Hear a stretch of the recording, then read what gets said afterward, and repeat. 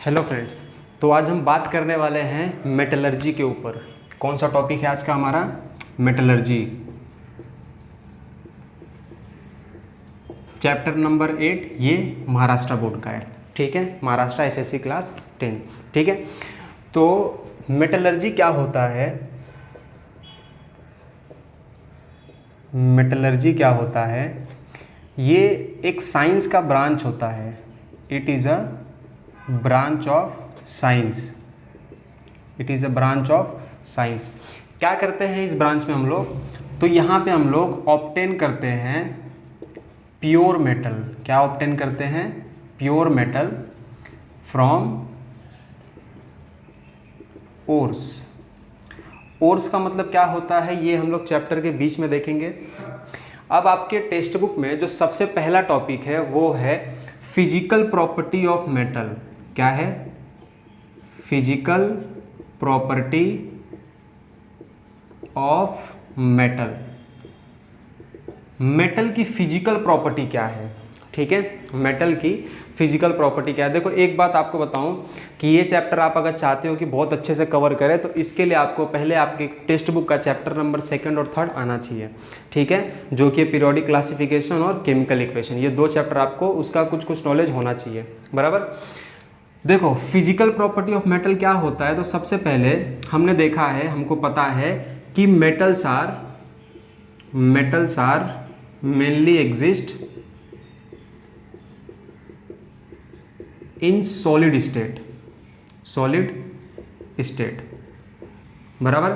तो मेटल कौन से स्टेट में पाए जाते हैं? ये सॉलिड स्टेट में पाए जाते हैं, ठीक है, जनरली सॉलिड स्टेट में पाए जाते हैं।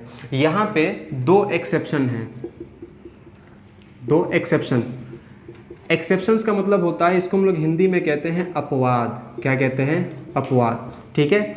इसका मतलब होता है कि इसको एक्सेप्ट कर देंगे, हम लोग इसको छोड़ देंगे। जैसे सारे मेटल तो सॉलिड होते हैं, बट यहाँ पे हमने क्या बोला कि गैलियम एंड मर्क्यूरी, ये कैसे होते हैं? ये भी मेटल की कैटेगरी में आते हैं, बट ये कैसे होते हैं? लिक्विड स्टेट में होते हैं। Liquid state, found in liquid state at room temperature. अगर रूम टेम्परेचर पे हम देखें तो ये कौन से स्टेट में होते हैं? लिक्विड स्टेट में होते हैं। सारे मेटल्स तो सॉलिड स्टेट में होते हैं, बट अगर मर्क्यूरी और गैलियम की बात करें, इनको छोड़ दें, तो ये सारे मेटल सॉलिड स्टेट में होते हैं और मर्क्यूरी और गैलियम लिक्विड स्टेट में होते हैं, जो कि रूम टेम्परेचर पे होता है, बराबर। समझ में आया? सेकेंड पॉइंट किसका? फिजिकल प्रॉपर्टी ऑफ मेटल का सेकेंड पॉइंट क्या है? और क्या होता है मेटल्स में? तो हमने देखा है कि मेटल्स पोजेस लस्टर का मतलब क्या होता है? लस्टर का मतलब होता है चमक। क्या होता है? चमक। जो मेटल्स होते हैं उनके पास चमक होता है, बट अगर इन्हीं मेटल्स को हम लोग ऑक्सीजन के साथ या एयर के साथ रिएक्ट करवाएं, क्या करवाएं? रिएक्ट मतलब रिएक्शन करवाएं, तो इनका जो लस्टर है वो पहले जैसा नहीं रहेगा, उसके ऊपर ऑक्साइड की लेयर चढ़ जाती है, ठीक है, ऑक्सीजन के साथ अगर रिएक्ट किया तो। लेकिन हम लोग यहाँ पे किसके साथ रिएक्ट करवा रहे हैं? एयर के साथ। अब देखो, एयर में क्या होता है? मॉइस्चर भी होता है, ठीक है, अदर गैसेस भी होते हैं और ऑक्सीजन भी होता है। एयर में ये सारी चीज़ें होती हैं, तो सारे मेटल्स में चमक होती है, ये बात एकदम सही है। लेकिन अगर हम उसको एयर के साथ रिएक्ट करवाएं तो इसकी चमक जो है वो चली जाएगी, खत्म हो जाएगी। समझ में आया? वो थोड़ा थोड़ा डल हो जाएगा। डल मतलब जिसके पास चमक ना हो। थर्ड पॉइंट क्या है? हमने देखा कि मेटल सॉलिड स्टेट में होता है, मेटल के पास चमक होता है, बट अगर एयर के साथ रिएक्ट करेगा तो उसके पास चमक नहीं रह जाएगी पहले जैसी, बराबर। थर्ड पॉइंट ये है कि मेटल्स के पास 2 प्रॉपर्टी है। 2 प्रॉपर्टी कौन सी? एक है डक्टिलिटी। कौन सी है? डक्टिलिटी। और एक है मेलेबिलिटी। ये जितनी बातें हम लोग कर रहे हैं as compare to non metal के, किसे कंपेयर में?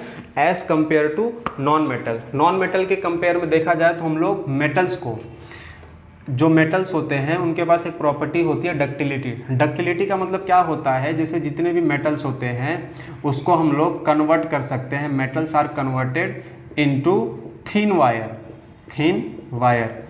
कहने का मतलब है अगर हम लोग मेटल को चाहें, जितने भी वायर हमने देखे होंगे वो सारे के सारे मेटल्स के बने होते हैं। नॉन मेटल का वायर तो होता नहीं, हमारे घर में जो कनेक्शन होता है ना बिजली का, वहाँ पे अगर आप लोग देखोगे तो सारे मेटल्स के वायर होते हैं। ठीक है, क्यों होते हैं? क्योंकि ये मेटल्स की एक प्रॉपर्टी है जिसको हम लोग बोलते हैं डक्टिलिटी, कि मेटल से हम लोग एक पतले पतले एकदम थिन वायर, ऐसे थिन वायर हम लोग क्या कर सकते हैं, बना सकते हैं। नॉन मेटल का नहीं बनता। ठीक है, और नॉन मेटल का अगर बना भी लोगे तो उसके पास फ्री इलेक्ट्रॉन्स नहीं होते हैं, तो बिजली तो आएगी नहीं। दूसरा एक प्रॉपर्टी है मेलिबिलिटी। क्या है? मेलिबिलिटी।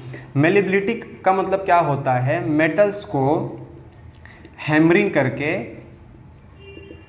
हम लोग कन्वर्ट कर सकते हैं into sheet.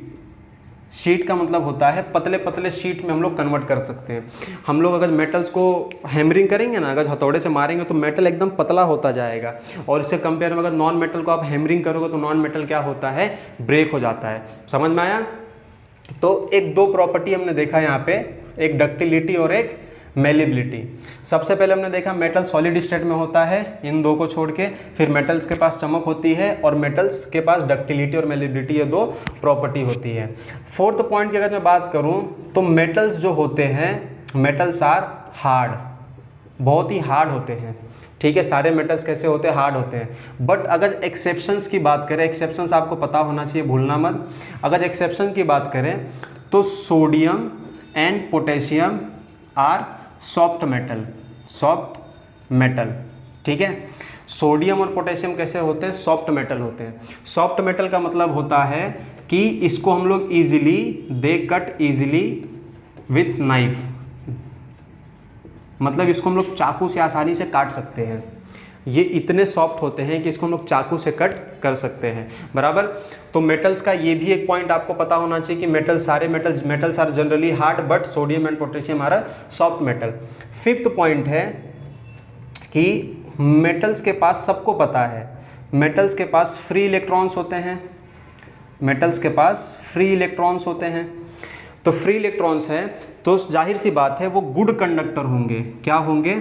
They are good conductor, they are good conductor,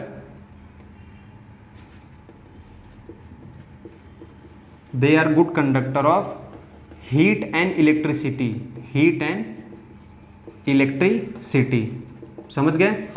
तो मेटल्स क्या होते हैं? हीट और इलेक्ट्रिसिटी के गुड कंडक्टर होते हैं। समझ में आया? मतलब इनके अंदर से आसानी से हीट और इलेक्ट्रिसिटी पास हो सकती है। बराबर, यहां तक समझ में आया? फिफ्थ पॉइंट हो गया। अब आगे देखते हैं।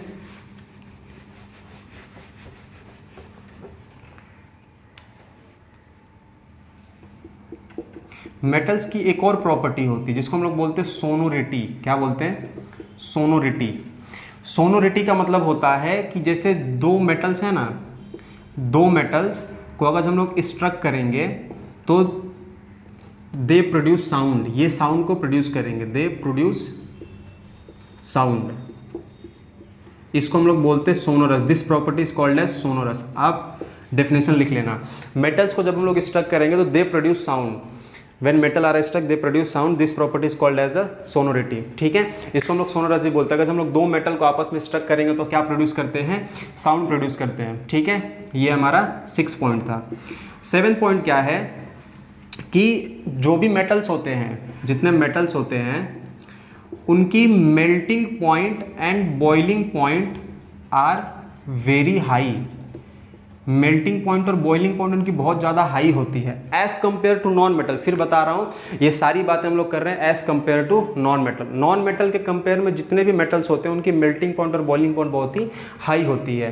बट एक्सेप्शंस की अगर मैं यहाँ बात करूँ, except sodium and potassium, sodium and potassium are very low melting point and boiling point, very लो।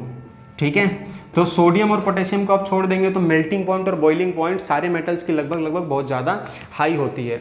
जैसे अगर आप देखना चाहें तो टंगस्टन को देखो।